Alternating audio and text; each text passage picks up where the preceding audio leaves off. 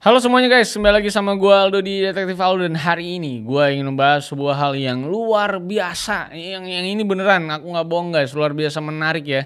Karena di video kali ini gue tuh mau ngebahas soal sesuatu yang kurang lebih sebenarnya masih deket lah sama pembahasan gue tahun lalu, yaitu soal Piala Dunia dan gimana sisi gelap Qatar dalam hal kemanusiaan tuh. Memang parah banget ya bisa dibilang ya. Tapi kalau yang kemarin itu soal Qatar dan Piala Dunianya doang, di kesempatan kali ini yang gue mau bahas tuh lebih luas, yaitu adalah soal sport washing di negara-negara Timur Tengah. Yang lebih spesifik lagi itu di daerah Teluk Persia. Sport washing itu apa dan gimana pembahasan lengkapnya, dan kenapa Ronaldo ke Arab gitu ya. Kita mulai pembahasannya. And let's begin the case guys. I lost myself. I waited still for a glimmer to arrive. I know it will. Oke, kita ngomongin sport washing ya. Sebuah istilah yang bisa dibilang belum terlalu lama ditemuin. Jadi intinya istilah sport washing ini tuh kondisi di mana satu pribadi, kelompok, atau bahkan negara yang terlibat dalam industri olahraga. Dan gak cuma sekedar terlibat dalam sponsorship atau majuin industrinya doang. Istilah sport washing ini tuh ada buat menunjukkan kalau pihak yang ngelakuinnya itu punya kepentingan lain di luar olahraganya itu sendiri. Dan olahraganya itu sendiri cuma dijadiin sebagai alat distraksi dari isu sebenarnya. Dari isu negatif lain yang mungkin lagi terjadi di negara-negara yang mensponsori olahraga-olahraga ini. Dan pihak yang punya isu sport washing baru-baru ini dan lagi lumayan rame diomongin itu adalah negara-negara di Teluk Persia. Terutama Qatar, Arab Saudi, dan juga UAE alias Uni Arab Emirates ya, atau Uni Emirat Arab. Nah tapi sebelum masuk ke kenapa negara-negara Teluk Persia ini bisa kena isu sport washing, gue bakal jelasin dulu secara singkat keadaan daerah mereka dari zaman dulunya tuh kayak gimana. Oke, gue mulai dari keadaan area ini di tahun 70-an. Jadi di tahun segitu, itu mereka tuh baru aja nemuin yang namanya persediaan minyak dan gas bumi di daerah sana. Dan di saat yang bersamaan, waktu itu juga Inggris ngelepas kekuasaannya dari daerah Timur Tengah. Makanya gak heran sejak tahun 1970-an, perkembangan negara-negara di sana yang punya minyak bumi berlimpah, itu langsung pesat banget perkembangannya. Karena emang mereka bisa jadi supplier minyak bumi ke seluruh dunia. Dan jumlah persediaan minyak bumi yang ada di sana juga super banyak dan mereka bisa kontrol sesuka-suka mereka dari supply dan harga. Dan dengan semua duit yang udah mereka dapetin dari hasil jualan minyak bumi ke seluruh dunia, jelas mereka itu butuh sumber daya manusia yang banyak juga buat ngebangun negara mereka. Makanya mereka ini bisa dibilang nge-import banyak banget pekerja dari luar negara-negara Arab ini buat mempercepat pembangunan mereka. Dari mulai buat infrastruktur negara, gedung-gedung pencakar langit, sampai bikin stadion olahraga yang megah-megah banget. Nah, buat ngedapetin tenaga kerja yang dibutuhin, biasanya mereka ini ngiklan ke negara-negara yang bisa dibilang cukup miskin. Terutama yang ada di daerah anak benua India dan juga Asia Tenggara. Jadi yang jadi target utama mereka itu biasanya kayak Pakistan, India, Bangladesh, Filipina, atau juga mungkin Indonesia. Karena kan banyak juga TKI yang pindah ya ke sana ya. Dan jelas alasan kenapa mereka nargetin negara-negara ini sudah pasti karena harga tenaga kerja di daerah-daerah Asia Selatan dan Tenggara itu lebih murah jauh. Dan jumlah penduduk yang ada di batas kemiskinan itu juga banyak banget di negara-negara tersebut. Jadi bisa dibilang gampang banget buat dapetin tenaga kerja berat yang bisa didapetin dari negara-negara kayak Indonesia ini.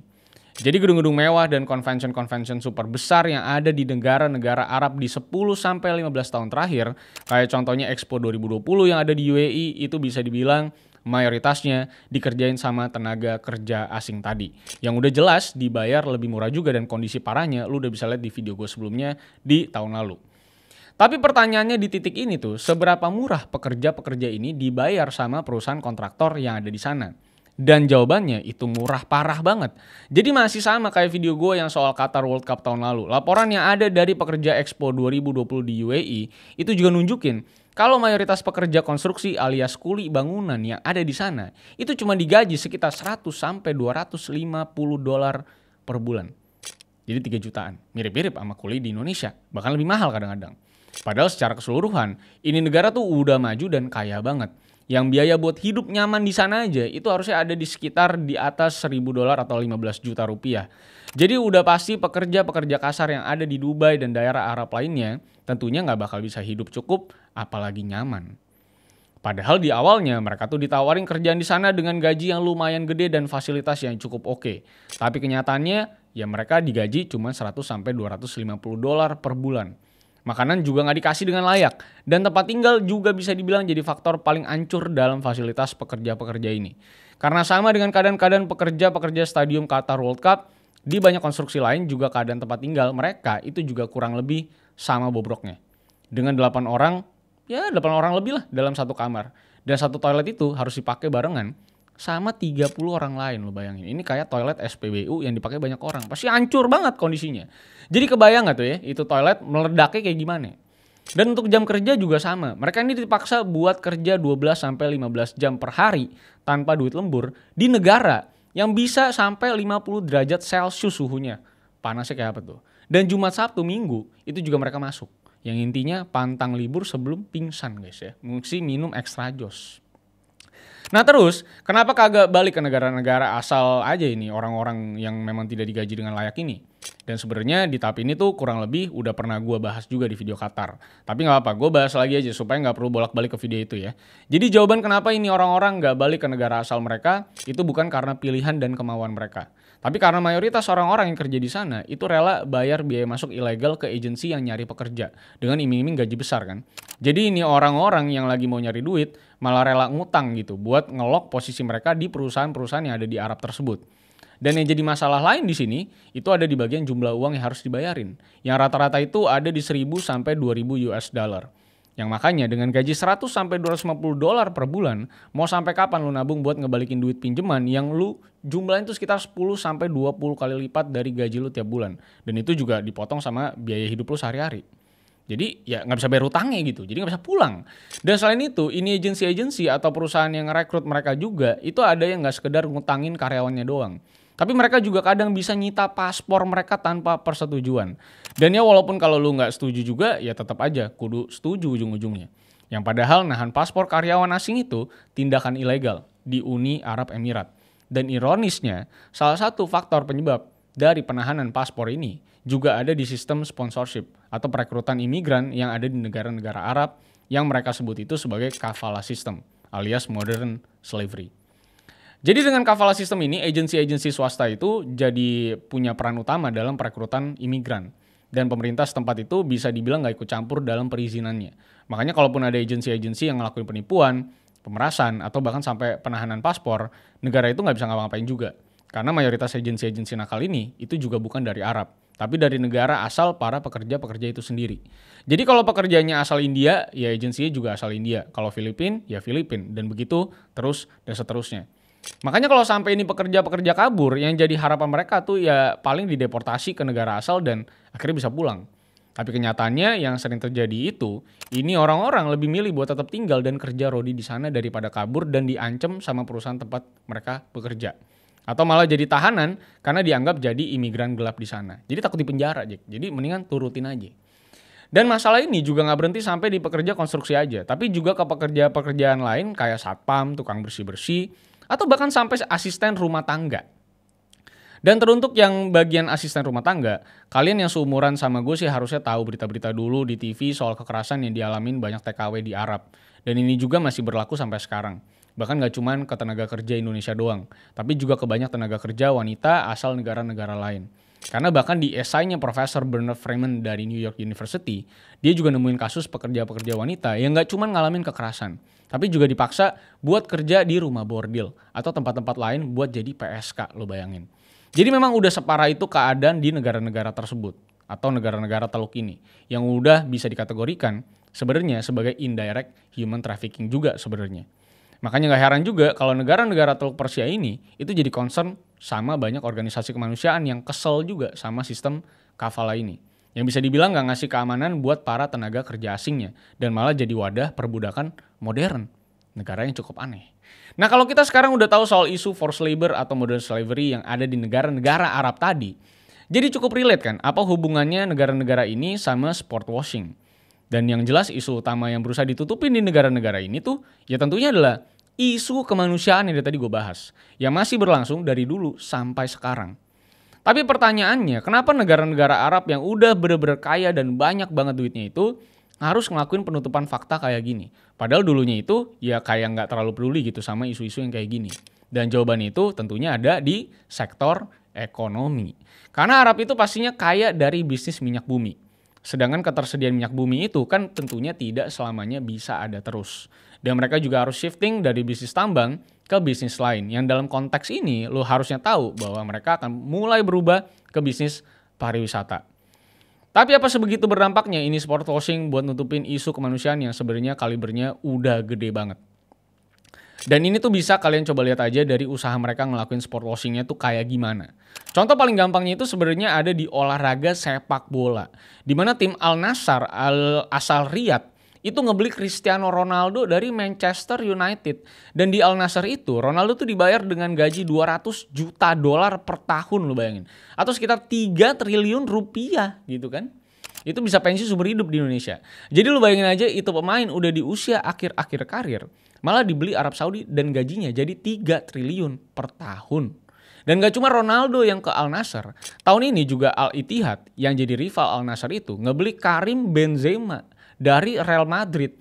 Dan bahkan tim Al Hilal itu juga nawarin Lionel Messi dan Mbappe buat main di sana juga dengan bayaran lebih dari 350 juta pounds, lu bayangin. Yang bisa jadi rekor atlet termahal sepanjang sejarah bumi ini, guys. Tapi kebetulan ditolak sama dua-duanya.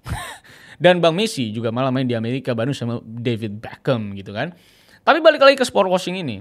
Kalian bisa sadar kan, kalaupun mereka gagal buat bawa pemain bintang kayak Bang Messi, tapi isu soal Liga Sepak Bola Arab tuh jadi gede banget tentunya. Karena banyak pemain-pemain bintang. Dan udah jelas pasti untuk nutupin berita-berita soal kemanusiaan ataupun isu perbudakan modern yang ada di negara mereka akhir-akhir ini. Jadi berita-berita soal di Arab tuh pasti isinya jadi bola-bola doang. Tapi sebenarnya ini juga bukan pertama kalinya mereka ngeluarin duit sebesar ini buat sepak bola. Karena sebelumnya pun Saudi tuh udah ngebeli tim Inggris Newcastle United itu sebesar 409 juta dolar. Dengan PIF atau Public Investment Fund-nya, Saudi itu sebagai pemegang 80% kepemilikan. Dan ini juga ngebuat Newcastle United jadi tim bola paling kaya di muka bumi dengan backingan kekayaan senilai 320 miliar pounds, guys. Dan dari data yang ada, Arab Saudi sendiri itu udah ngegelontorin 6 miliar dolar buat upaya sport washing ini sejak tahun 2021 dan naikin pariwisata mereka. Jadi selain dari sepak bola, mereka juga investasi besar-besaran di olahraga golf, balap Formula One, tinju profesional, bahkan sampai ke WWE pun mereka deal untuk 10 tahun kontrak dengan nilai total 1 miliar dolar. Jadi di sana tuh kalian bisa nonton Anthony Joshua sampai Roman Reigns gitu.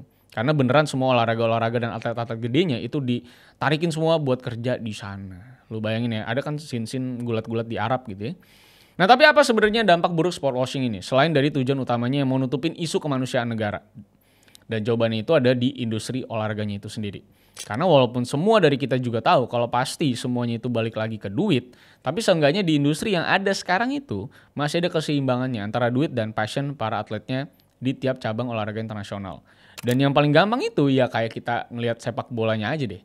Kayak kalau ada teman kita yang tiba-tiba nonton Al Nassr, itu kan kemungkinan besar karena ada CR7-nya gitu. Bukan karena emang penonton Liga Arab. Yang sebenarnya itu juga sah-sah aja dan gak ada yang ngelarang juga. Tapi kalau semakin banyak atlet dengan nama-nama gede dibeli Arab, dengan harga yang gak masuk akal, rasanya industri olahraga ini di Arab itu bakal tentunya akhirnya terlalu terpolarisasi dan sport washing-nya itu sendiri juga bakal makin berhasil lagi. Mungkin gak menutup kemungkinan jadi banyak yang ke Arab untuk nonton Cristiano Ronaldo dan pemain-pemain besar tersebut di Arab. Dan keberhasilan Arab Saudi dalam upaya sport washing yang sebenarnya juga udah mulai bisa dilihat, yaitu dari kasus pembunuhan Jamal Khashoggi, salah satu jurnalis yang sering ngelakuin kritik ke reformasi yang dilakuin putra mahkota Mohammed bin Salman. Dan si Jamal ini tuh dikonfirmasi hilang sama pemerintah Saudi tuh di tanggal 3 Oktober 2018. Setelah masuk ke kedutaan besar Saudi di Istanbul pada tanggal 28 September 2018. Dan setelah berbulan-bulan diinvestigasi, pemerintah Turki tuh ngasih keterangan kalau mereka nemuin bukti pendukung kalau si Jamal itu dibunuh di dalam kedutaan besar Saudi. Dan gak sampai di situ doang, Presiden Donald Trump dan CIA itu ngasih konfirmasi kalau pembunuhan ini itu benar-benar memang kejadian. Dan pelakunya itu grup pembunuh misterius asal Saudi yang berisikan 15 orang yang bergerak atas komando putra mahkota Mohammed bin Salman. Kata CIA bukan kata gue. Walaupun pada akhirnya putra mahkota MBS sendiri tuh nggak ngiyakan tentunya tuduhan tersebut. Tapi kita sendiri sampai sekarang tidak tahu kebenarannya.